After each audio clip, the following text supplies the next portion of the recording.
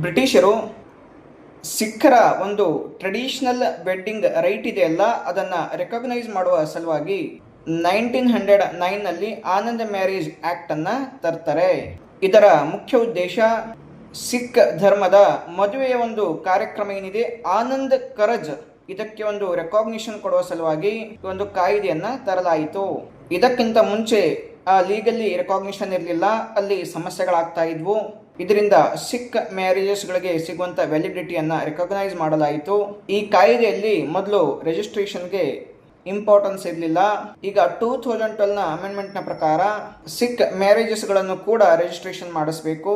ಅದನ್ನ Hindu marriage act ಅಡಿಯಲ್ಲಿ ಮಾಡಲಾರದೆ Anand marriage act ಅಡಿಯಲ್ಲಿ ಮಾಡಬೇಕು ಅಂತೇಳಿ ಈ ಅಮೆಂಡ್ಮೆಂಟ್ ಅನ್ನ ತರಲಾಯಿತು.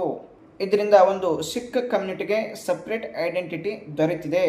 ಇದರ ಮುಖಾಂತರ ಅವರು ಕೂಡ ತಮ್ಮದೇ ಆದಂತಹ ಸಪ್ರೇಟ್ ಐಡೆಂಟಿಟಿ ಅಂತೇಳಿ ಅವಾಗ ತೋರಿಸ್ಕೊಳ್ತಾರೆ.